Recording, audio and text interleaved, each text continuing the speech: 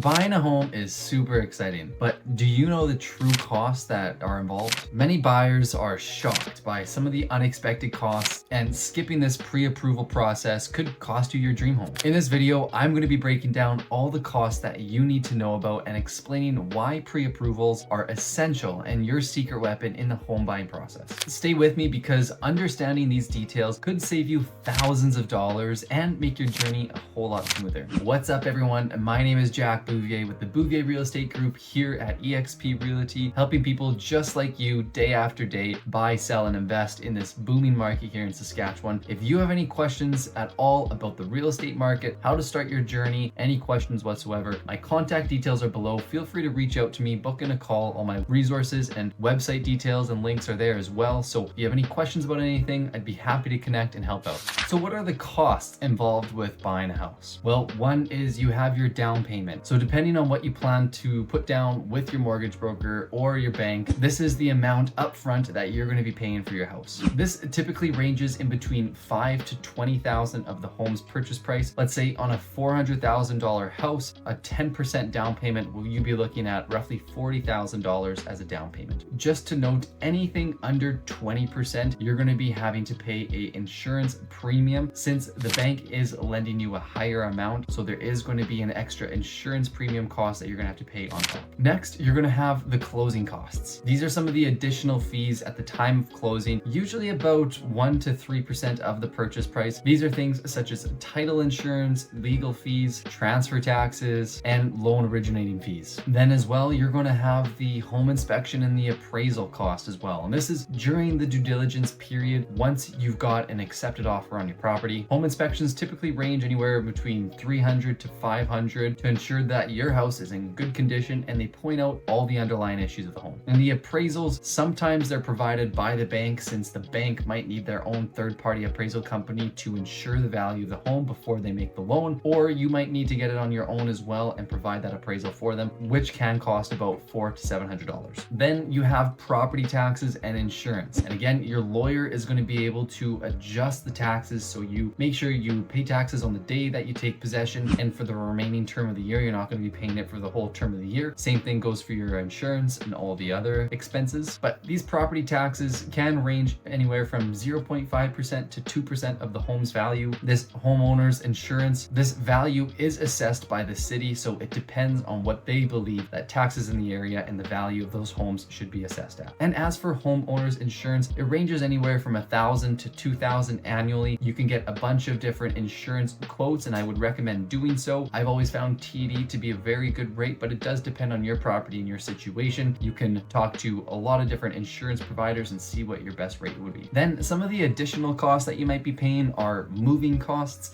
If you don't have family members or good friends that are able to help you out, then you might be having to pay a moving truck to help you, or just some movers to move the furniture and maybe your grand piano or whatever you have that you can't do on your own. This could cost anywhere between $1,000 to $5,000 depending on the distance and the furniture that you have to move. Then you have your utility setup fees, and this could be things like your Wi-Fi, getting that set up with whichever provider that you choose to go with, as well as your water, your heat, your electricity. Those are all ongoing utility costs that you have to factor in. And lastly, if you did decide to purchase a condo, townhouse, or an apartment, you're going to have those condo fees depending on what they provide. Sometimes they provide some utilities like heat and water, not usually electricity. You always want to make sure you read the description, talk to your real estate agent so you know exactly what are those included. Sometimes it will include your maintenance, your common building insurance, your snow removal, your sewer, your water, your lawn care, etc. So make sure you know what's covered and how much you're going to be paying in your condo fees. Why does the pre-approval matter? A pre-approval shows you exactly how much you can afford, and it sets real expectations for you and your family, and sometimes it could even help out with negotiating. A buyer pre-approved for $350,000 knows that you shouldn't be looking at any homes that are priced at $500,000 or above. It also strengthens your offer. By having a pre-approval and presenting that during your offer, you're going to make the seller a whole lot more confident in your offer that you're actually going to be able to close. Sellers take pre-approved buyers a whole lot more seriously. A pre-approval signals to the seller that you are serious. Also, by having a pre-approval, it speeds up the buying process and the overall financing. They're going to be able to finish their final due diligence and close on the property a lot quicker. And lastly, it avoids disappointment and regret. Since if you're out there shopping for properties at, let's say, $400,000 before you get pre-approved and you realize you can only maximum purchase $350,000, well, all those homes at $370, $380, $390, $400, $420 that you saw are not going to be able to be an option anymore unless you magically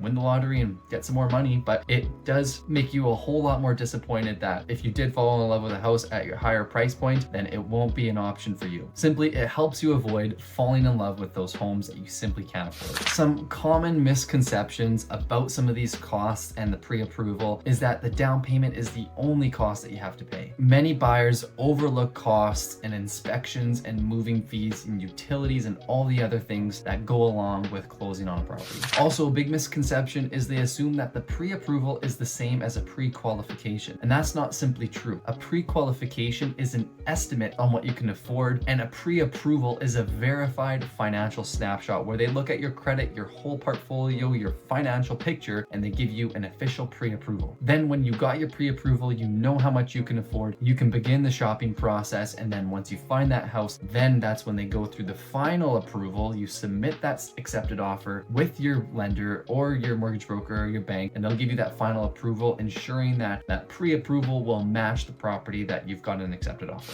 on. And lastly, people think that you can just skip over this pre-approval in a hot market, and that is the exact opposite. It is more crucial and critical to get a pre-approval in a hot market because it sets you apart from the competition. Quite honestly, sometimes even without a pre-approval, sellers are just going to ignore your offer altogether. By understanding some of these true costs that go along with buying your house and getting pre-approved as a critical step to making your home buying journey a success, being prepared is going to avoid you surprises and set you up for a smoother process. If you're ready to take the first step of your home ownership journey, I'd be happy to help you however I can. Feel free to reach out to me, book a call. My contact details are below in the description. I'd be happy to connect and help out with achieving your real estate goals.